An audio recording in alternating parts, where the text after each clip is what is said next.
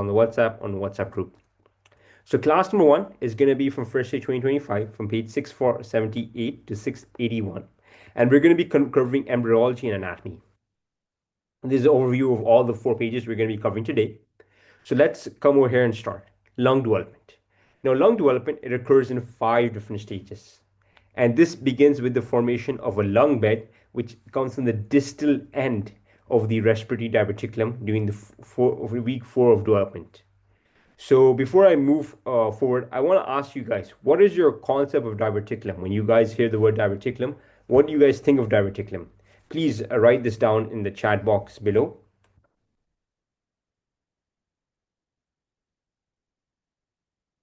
Okay, that's perfect.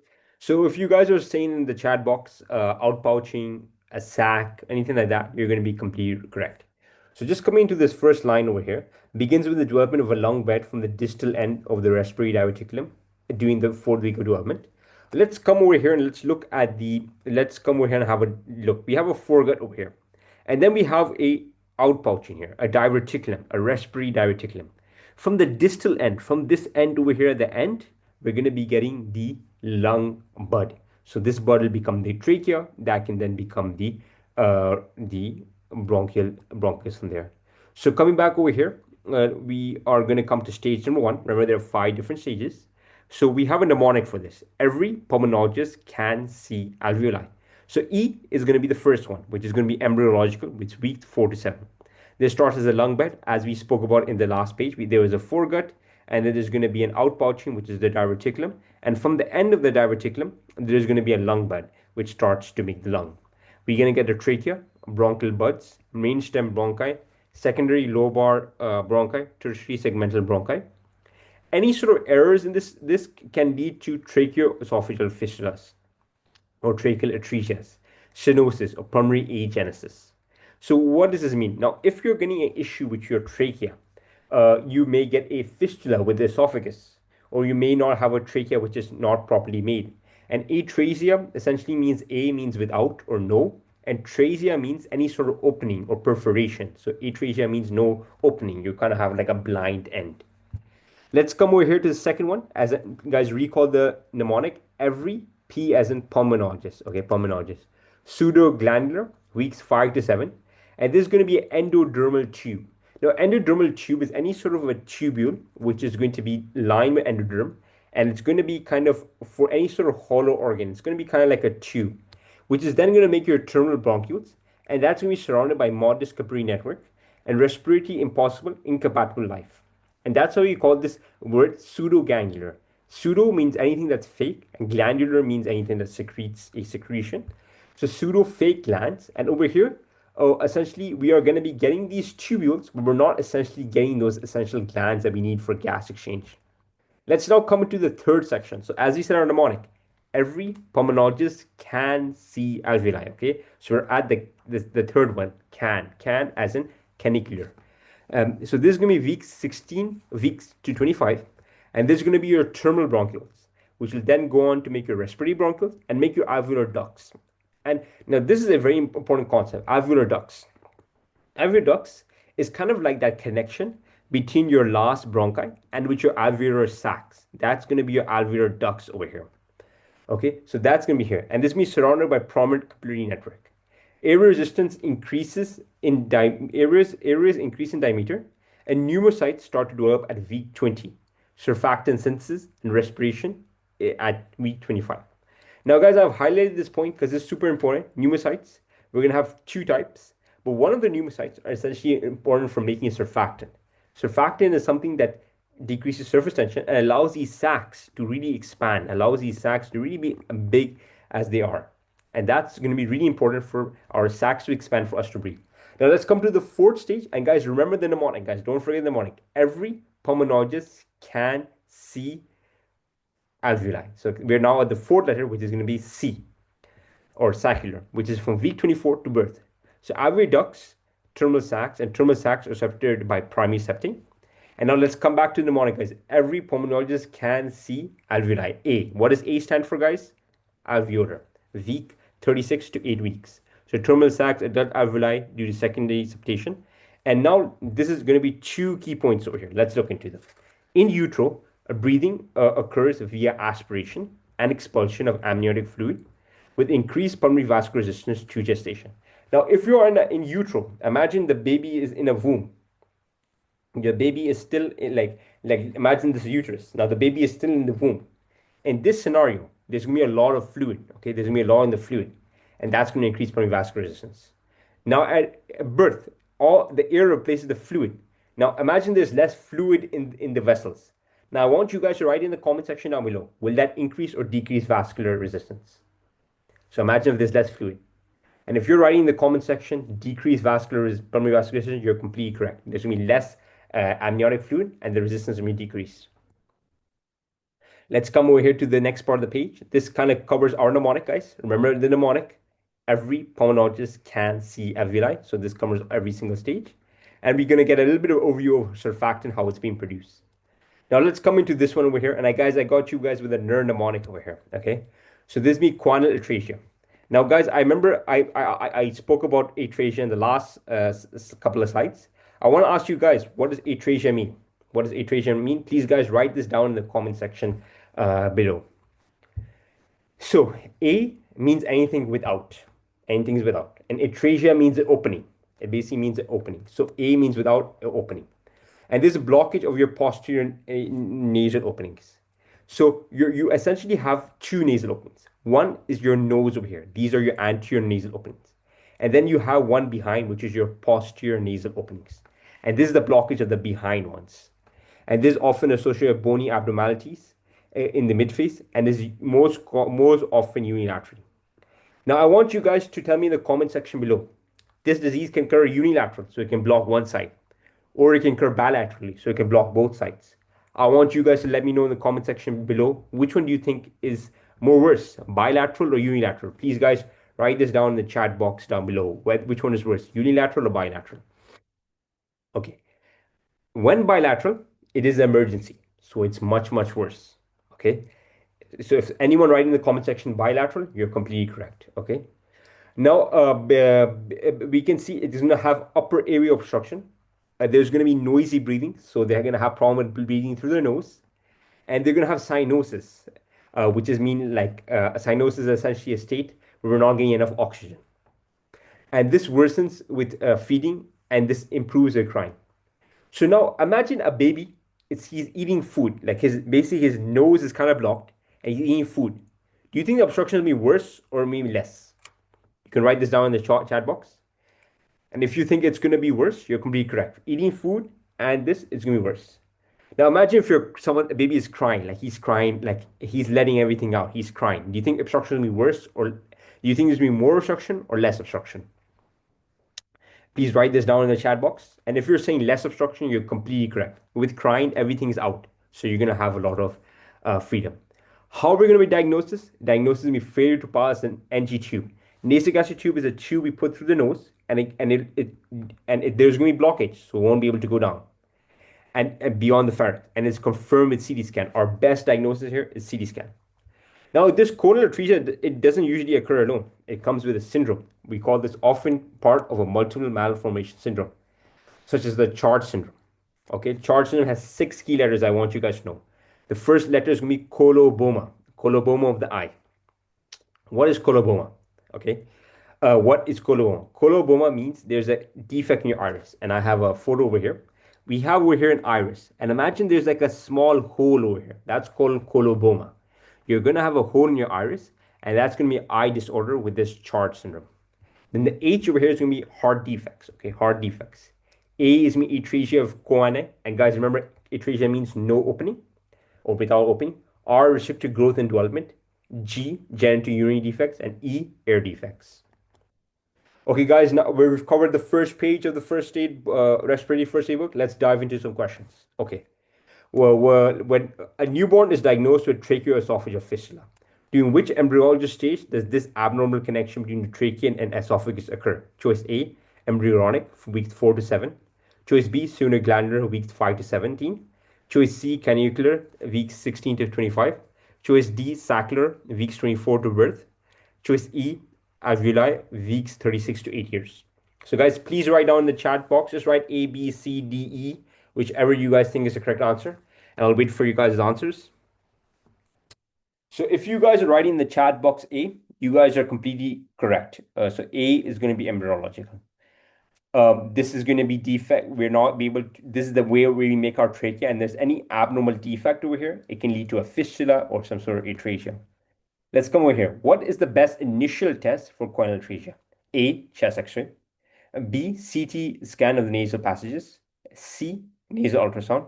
D, flexible nasal endoscopy. And E, attempt to pass an NG tube through the nasal passage. So guys, please write your answers down in the comment section. And if you're, excuse me, and if you're saying A, you're completely correct. Failure to pass an NG tube is the correct answer here. Which week does the pneumostarch start to develop? A, week 10, B, week 15, C, week 20, D, week 30, E, week 37.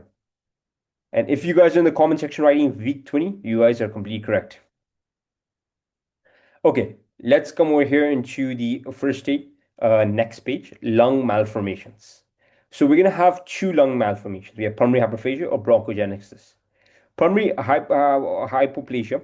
Hypo means less and plasia means growth. So hypo means less and plasia means growth.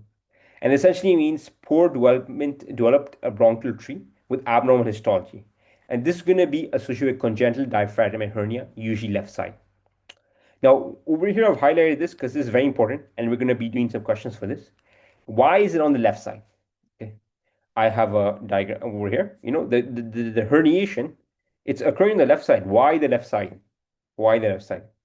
And we can see this over here, again on the chest x-ray, everything is on the left side. Why the left side?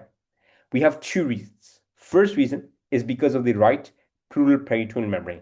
The right pleural peritoneum on the right, it closes before it closes on the left. So the membrane over here, it closes before it closes on the left. Second thing over here on our right, we have our liver. On the right side, we have our big boy liver over here. And the liver, it's going to be protection from anything from herniating. So those are two key reasons why congenital diaphragmatic hernia occurs on the left side. And the second reason of pulmonary hypoplasia is bilateral renal agenesis, Potter sequence. Okay, guys, in Potter sequence, I'm going to show a mnemonic with you guys soon, which is Potter itself. But in Potter sequence, we're getting issues with our kidneys. Our kidneys are not working in utero.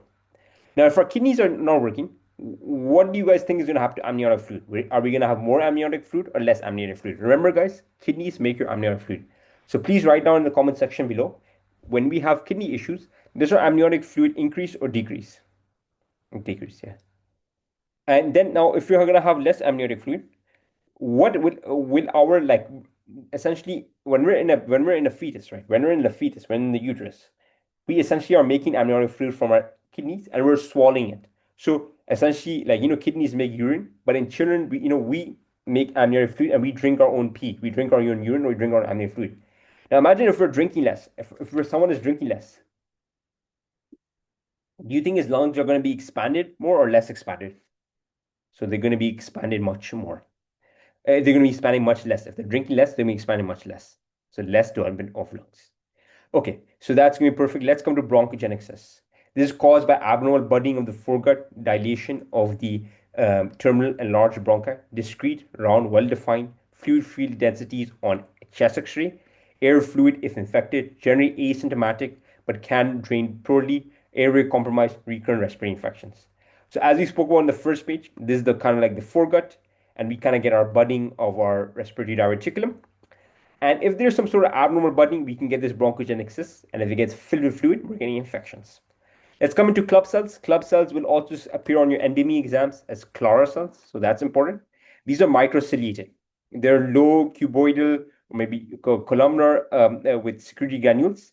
And they're located in our bronchioles. They degrade toxin and they secrete surfactant-like component, which is a progenitor, and it acts as a progenitor for club and ciliated cells. Here's a mnemonic of Potter sequence. Recall, guys, we spoke about Potter sequence over here. I have a mnemonic for you guys. P over here is going to be pulmonary hyperplasia, oligohydramnios. Oligo means less. This means any sort of less. And hydramnios means any sort of amniotic fluid.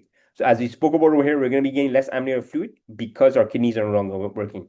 We're going to get twisted skin, wrinkly skin, twisted face, Potter face, extremity defects, and renal agenesis. So that's going to be here. Now let's dive into some questions. Which of the following conditions is most directly associated with pulmonary hyperplasia due to oligohydramnios? Choice A, Chart syndrome. Choice B, Potter sequence. Choice C, vectoral association. Choice D, Pierre-Robin sequence. Please, guys, write the correct answer in the comment section below. Potter sequence, yeah. Okay, let's come over here. This is now a Melman question. This is from the Melman himself. Okay, a male newborn born at 30-week gestation in respiratory. Now, whenever we solve like a real question, we always want to read the last line first. Which of the following is the most likely explanation for this patient's findings? A male newborn at 37 weeks gestation is in respiratory distress. APGAR is 3 and 4 at 1 and 4 minutes respectively. There is decreased bowel sounds in the abdomen. Chest X-ray shows displacement of the mediastinum to the right. Which of the following is the most likely explanation? So we can see over here, we can see herniation to the left side.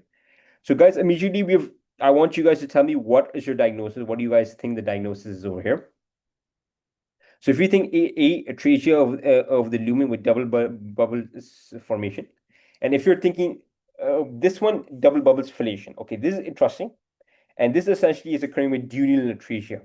Duodenum is a part of our gut system. It's kind of C-shaped. And if we're getting some sort of atresia, we can imagine there's a double bubble. This also occurs in annular pancreas, and this is more of a GI topic, but essentially we're going to be getting double bubble.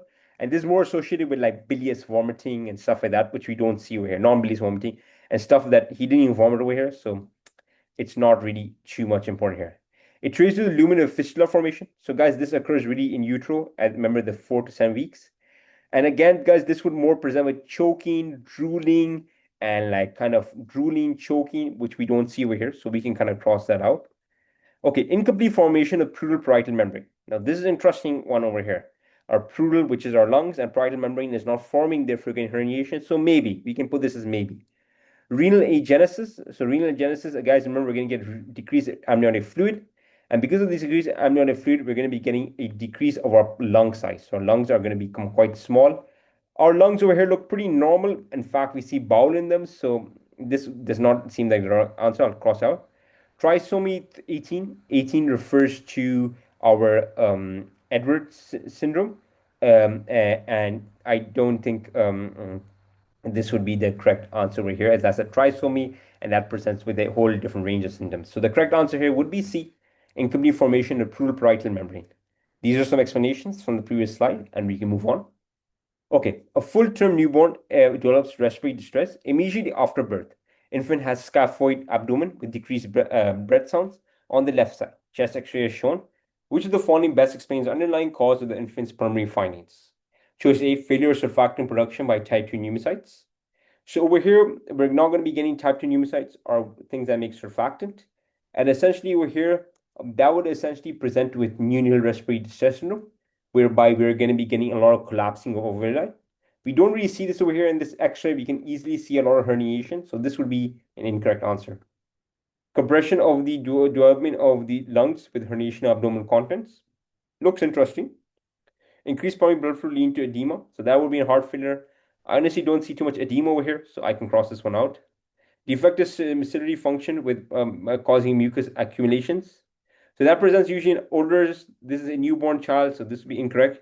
Filler migration neurocrest cells. We're not really having too much issue with our neuronal issues, so we can also cross this out, leaving with B being the correct answer over here. Bronchogenesis is due to abdominal budding of which of the following embryonic subjects? Foregut, midgut, hindgut. Please, guys, keep your answers in the comment section down below. Foregut, okay. Which of the following is not true regarding club cells? Select all that applies. So, located in the alveolar sacs, degrades toxins, secretes surfactant-like component, and contains cilia. So, guys, over here, there's going to be multiple correct answers. So club cells, they do. Please write your answers in the comment section below. They do degrade toxins, secrete surfactant-like components, progenitor. So the correct answer would be A and E. Let's come over here, guys, and this is going to be one of the highest yield topics of today that we're going to be covering. Type 1 pneumocytes are squamous in size, and they are 97% of alveolar surfaces. They thinly line the alveoli, and they're very optimal for gas exchange. Pores or cones. Now, I've highlighted this here because it's very, very high yield. This is an anatomic communication between the alveoli that allow passage for 4 things, guys. 4 things. And I do have a mnemonic over here. It's not the best mnemonic, but I kind of learned it as FAMB. F as in fluids, A as in air, M as in macrophages or phagocytes, and B as in bacteria and pneumonia. Coming to the next page, we can see two alveolar sacs. And what do you guys think the structure over here is? What do you guys think the structure is? Please write this in the comment section down below. If you're thinking writing pores or cone, you're completely correct, and that's what is going to be the correct one over here. And coming to the type new pseudocytes, these are a little bit bigger. So these are squamous, these are cuboidal, as we can see in the photo over here. And that's going to be quite high yield. And cluster is two functions. And these serve as stem cells for two cell types. So they serve as stem cells for type 1 pneumocytes and type 2 pneumocytes. And they proliferate during the lung damage.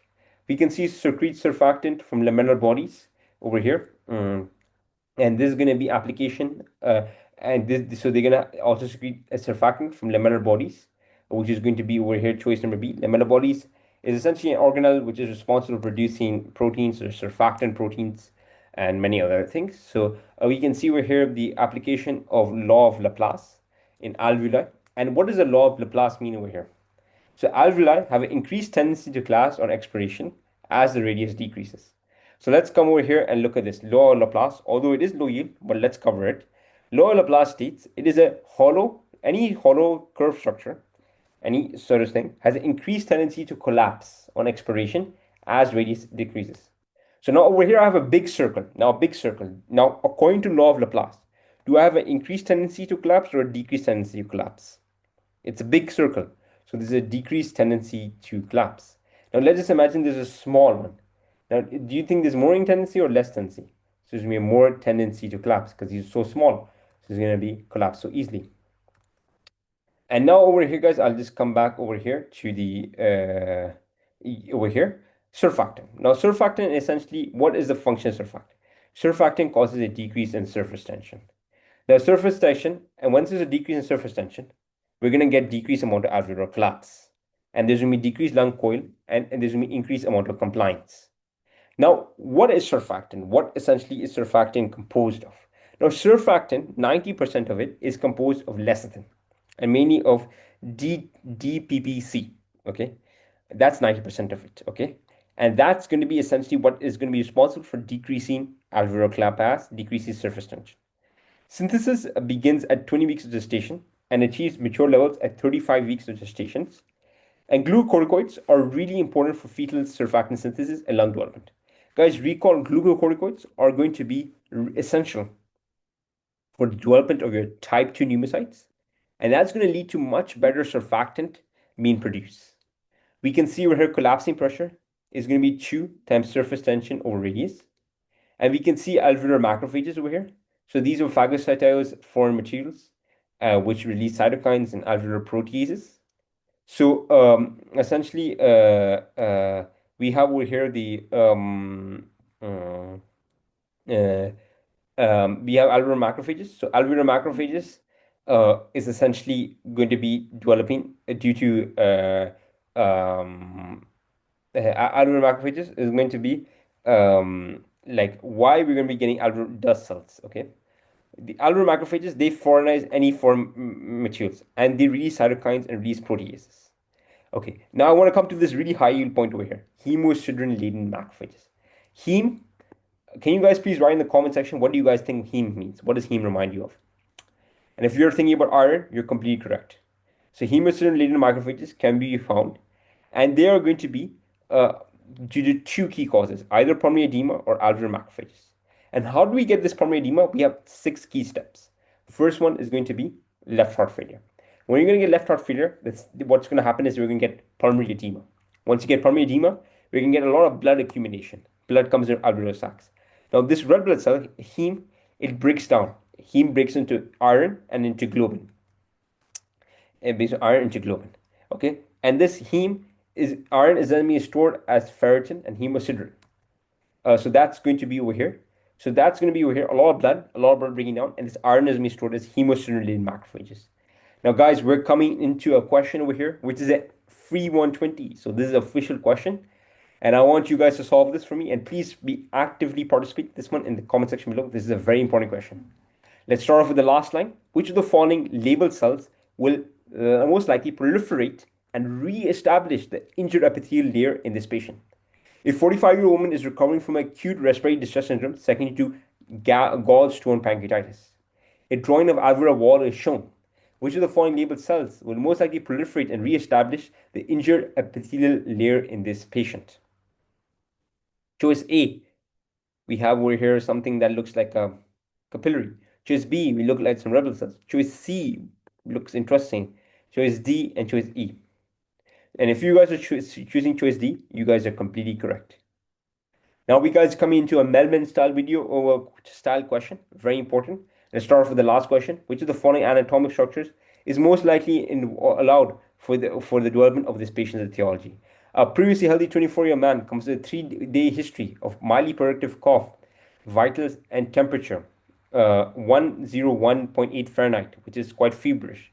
Heart rate is normal, respiration is normal, and blood pressure is 135/85. Gram stain of the sputum shows gram-positive diplococci. Which of the following anatomic structure is most likely allowed for the development of this patient's pathology? Choice A, capillary alveoli. Choice B, lymphatics. Choice C, Clara cells. Remember we did club cells, Clara cells. Club cells are the same thing, more or less. Kulchitsky skulls. And choice E, pore of cones. Please take a moment to look at this and write this in the comment section below. And if you're saying over here, pores of cone, you're completely correct.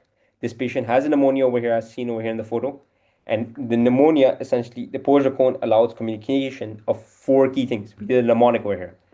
F, A, M, B, guys. Please write the mnemonic in the comment section below. F as in fluids, A as in air, M as in macrophage or phagocytes, and B as in bacteria. And this is going to be an alveolar sac. This is also going to be alveolar sac. And this is going to be the pore of cones, which connects these both. And that's going to be the correct answer, allow the passage of fluids. At which week of gestation does pulmonary surfactant typically reach sufficient levels to prevent alveolar collapse? So 20, 25, 30, 30, 35. So the later the better, 35. Which of the following hemocyanin, what is the cause of hemocyanin macrophages? So that's going to be anything with iron. We have 6 steps, guys. Remember there's an RBC breakdown, hemoglobin breakdown, and iron deposition. What is the cause of hemocyanin macrophage? Asthma, COPD, chronic bronchitis, left heart failure. If you're thinking about left heart failure, you're completely correct. The same 3 steps, guys. Left heart failure, pulmonary edema, red blood cell breakdown into alveoli. Red blood cell breaks down into hemoglobin. Heme stores the hemocyanin-related macrophages shown in heart failure or alveolar hemorrhages. Which of the following alveolar cells are typically responsible for gas exchange? 3 options for you guys. Alveolar macrophages, type 2 pneumocytes, type 1 pneumocytes. So if you're saying type 1, that's completely correct. Which of the following structures allows for the passage of air, fluid, and bacteria through the alveoli? Pore of cones, you're completely correct. If type 1 pneumocytes are damaged, with the following acts as a stem cell? That's going to be type 2. Which of the following alveolar cells secretes surfactant from lamellary bodies? That's going to be type 2. Okay, guys, now let's come to neural respiratory distress syndrome. Again, very high yield. What's the key issue here? Surfactant deficiency, the first line. What does surfactant deficiency do? Increase surface tension. Guys, please write this in the comment section below. This increased surface tension lead to more collapse or less collapse? Please write this down in the comment section below. More collapse or less collapse, please let me know. And if you're saying more collapse, you're completely correct. And this leads to a ground glass appearance of the lung field. So ground glass means any sort of hazy lung field. The risk factors is going to be over here. It's going to be 3 key factors. Prematurity. Why prematurity, guys? Prematurity, we're going to be having less amount of development of type 2 pneumocytes. Our type 2 pneumocytes are going to be less developed, and we have less type 2 pneumocytes. What's going to happen to our surfactant? Increase or decrease, guys? Please write this down in the comment section below. Decrease surfactant, more surface tension. And we have diabetes and during pregnancy due to increased fetal insulin. Guys, increased fetal insulin, again, it decreases surfactant. Insulin is the enemy of surfactant. C-section, guys, C-section means we're going to have less stress. So therefore, we're going to have decreased release of fetal glucocorticoids and less stressful than the vaginal deliveries.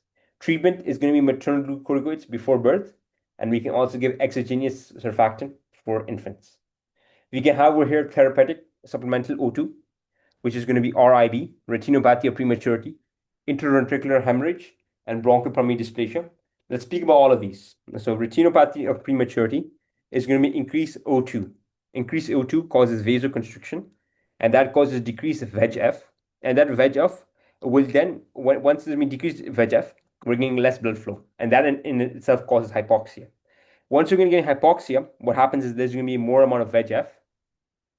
And what's going to happen is that VEGF is going to cause abnormal proliferation.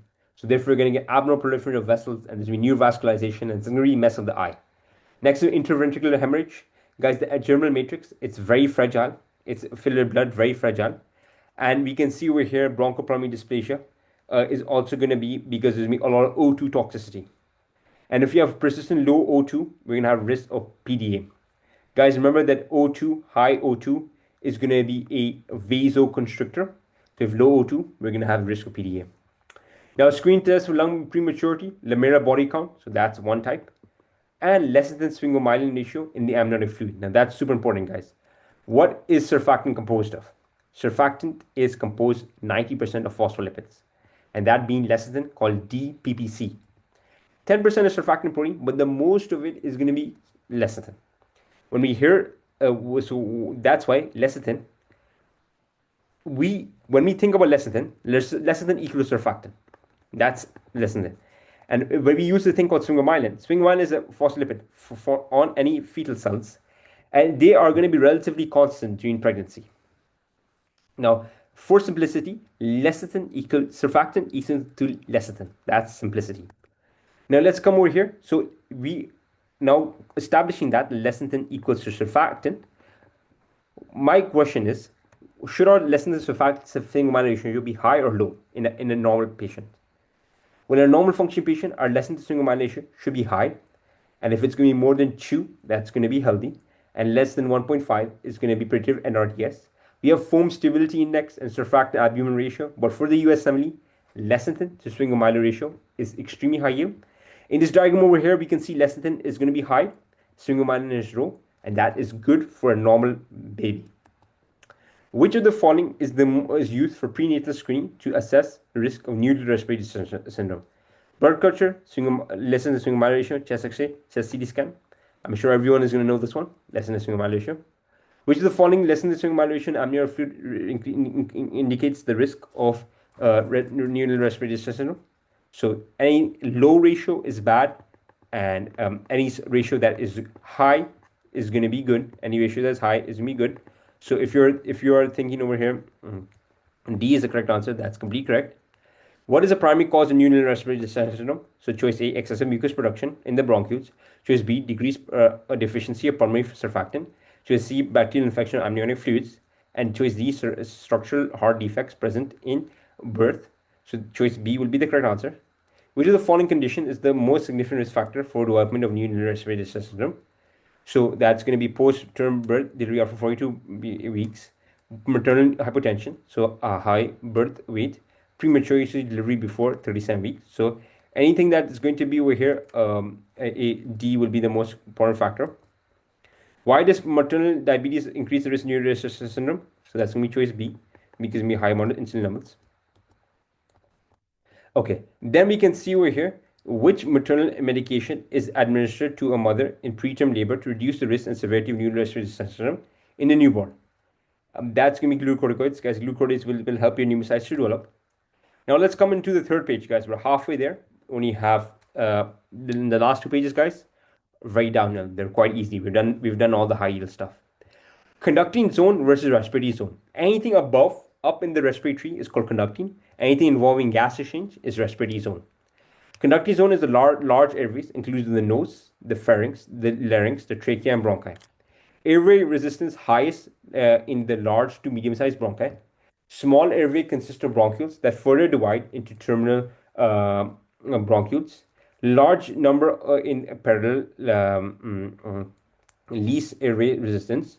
Warms, humidifies, and filters air, but does not participate in the gas exchange anatomic dead space. This is very important, dead space. Dead space essentially means any sort of airway. So that can be the trachea, that can be the bronchi, that can be the terminal bronchial, that can be any sort of area that does not interact with blood. Dead space means no blood. For the USMLE, I'm going to make it very easy for you guys, although this is not a lecture about dead space. For the USMLE, pulmonary embolism equals to dead space. Okay, for the USMLE, pulmonary embolism equals to dead space. Okay, Of course, if we are going to get into details and all that stuff, we can get into more. But for this, it's gonna be this. Anatomic dead space means anything on top, means you're any anatomical. And we're gonna speak of physiological dead space, which is gonna be more pulmonary embolism, but that's gonna be in class number three and or class number two or three. It's not for today's topic. Cartilage and globule cells extend to the end of the bronchi, and we can see pseudostratified ciliate columnar cells. Now, this is important, that's why I've highlighted it. This is the epithelium. Primarily make up the epithelium bronchus to extend to the beginning of the terminal bronchioles. Then transition to the cuboidal cells, clear mucus and debris from the lungs, mucus ciliary excavator. Airway smooth muscles extend to the terminal bronchioles and spurs after this point. So your airway smooth muscles are going to be to your terminal bronchioles, and your cartilage and goblet cells are going to be to the end of your bronchi. So those are key markers you want to kind of learn for the USMLE. Respiratory zone, lung parenchyma consists of respiratory bronchioles, alveolar bronchioles, alveolar ducts, alveoli, participates in gas exchange. We can see mostly cuboidal cells in the respiratory bronchioles, and then simple squamous cells up to alveoli. Cilia terminate in the respiratory bronchiole, so that's important. And alveolar macrophages, which we spoke about previously, clears debris and participates in immune response. Now, this diagram over here is going to be very important. This, guys, is a conducting zone, so it doesn't really involve in gas exchange, and respiratory zone involves in gas exchange. Let's look over here at goblet cells. Where do goblet cells terminate? Goblet cells terminate at the bronchi. We can see goblet cells over here, but we don't see goblet cells anywhere here. Then we can see these basal cells, ciliated cells, and let's look at the epithelium over here. Pseudostratified ciliated columnar epithelium in the bronchi.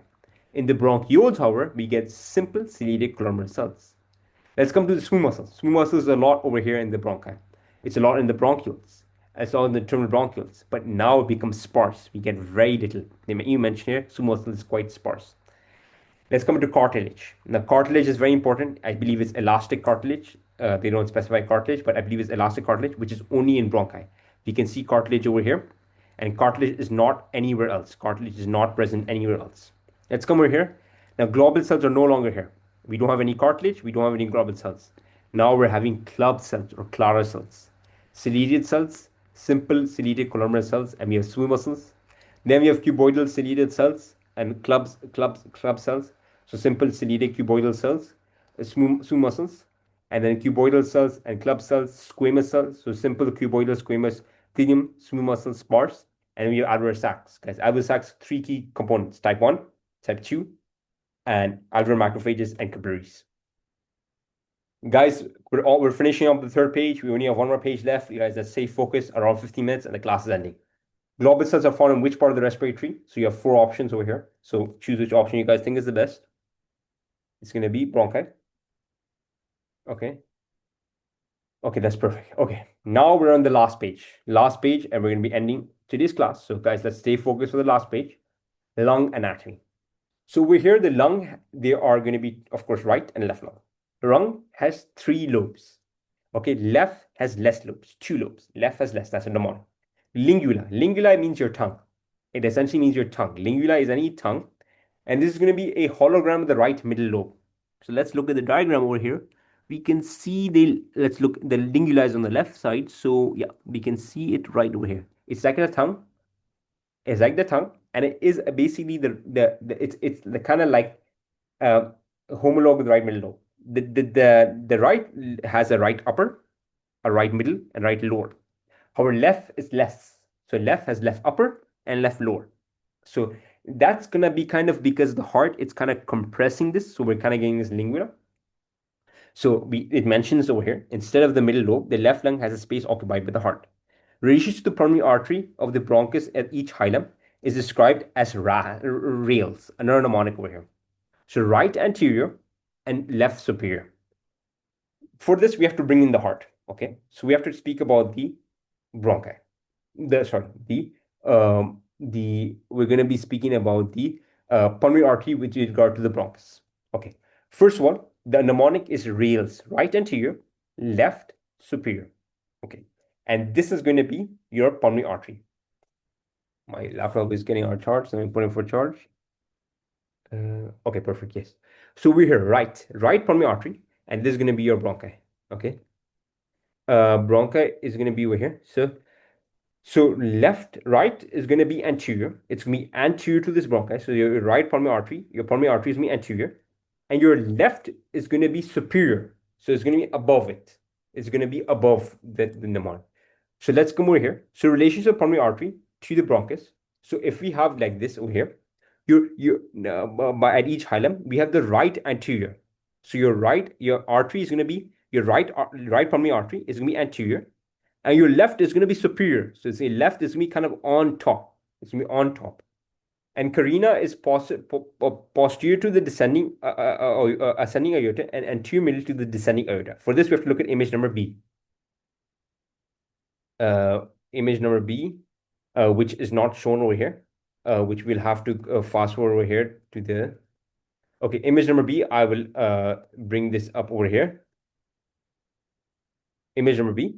Okay, now right anterior is going to be most common site for foreign bodies, and that's going to be because of the fact that the right main stem bronchus is wider, it's more vertical, and it's shorter than left. So if you draw the left and right, first of all, it's wider. Okay, this one is narrow. It's more vertical, so it's more downward going. This one may be a little bit more horizontal. And it is much more shorter, so it's shorter. This one must be longer, so it's harder for it to go through. If you aspirate a peanut, and if you're supine, if you're lying on a bed with your back, it'll either go to the superior part of the right lower lobe, so the superior part over here, or it'll go to the posterior part of the right upper lobe. So the superior segment of the right lower lobe, or the posterior part of the upper lobe.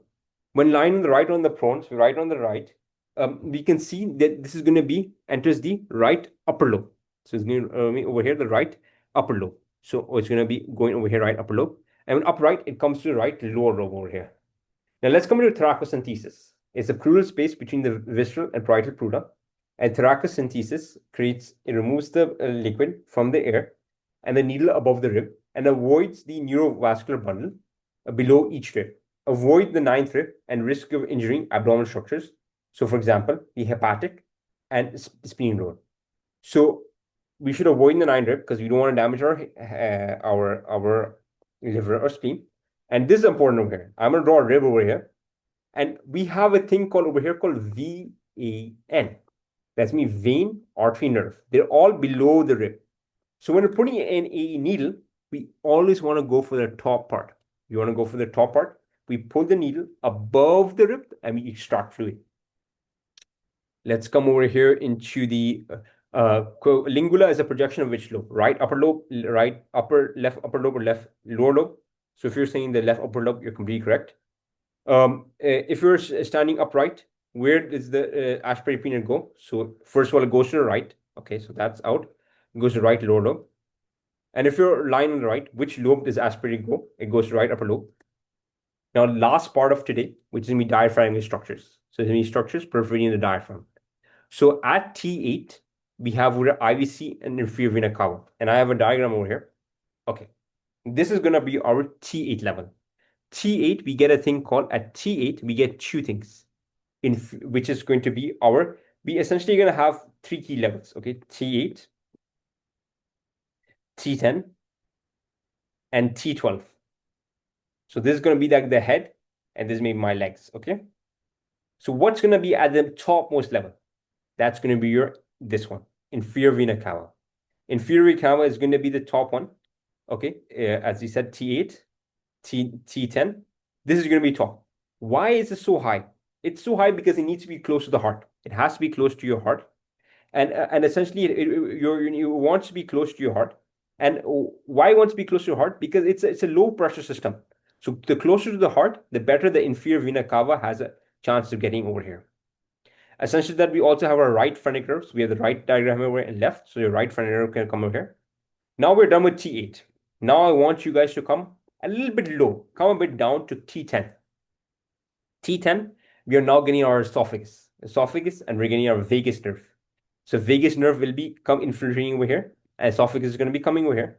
And now come to the lowest level. Lowest level is going to be our aorta. Aorta is going to be coming over here. Also our azygous vein and thoracic duct, which then drains into our inferior, into our jugular veins. Now, at which level does the vertebra pass to the diaphragm? So if you're saying, okay, and I do have some things to cover. So before I come to the questions, so those are going to be over here. and the diaphragm is innervated by C3, C5 phrenic, and pain from the diaphragm irritation can be referred to the shoulder, C5. So any sort of problem with the diaphragm will then come to our pain. If you have some issue with our diaphragm, it comes to the pain because C3, C4, C5, it also innervates our diaphragm, but also innervates our shoulder. Yes. And then we can see over here, trapezius ridge. Trapezius ridge means the back. Your back from your kind of like the back of your neck, it kind of goes to your shoulder, and that's C3, C4. And phrenic nerve injury can cause elevation at C-lateral hemidiaphragm on X-ray. So any sort of injury over here, it will cause an elevation of the diaphragm because your responsibility to your diaphragm is to contract. It is elevation to contract. This is called elevation. And the number of letters over here is me T8, which is going to be IVC. And so we have a mnemonic over here, I8. So I 8. So 8 is going to be, your I is going to be IVC. And your 8 is going to be like number 8. 10 is going to be your T10. Eggs, esophagus. 12 is 12. And iota is going to be iota azygos and thruster. C345 keeps the diaphragm alive, a nice mnemonic. Other bifurcation is going to be started over here. C4, common carotid bifurcates as C4. And T4 is going to be C4, trachea, it bifurcates C4. And A, abdomen, is going to be bifurcates at L4. So everything at 4. Now we have last question of the day. Which vertebral level is the esophagus past to the diaphragm? So the T10. And guys, we are done for today. Done with today's class. And please make sure to do your homework.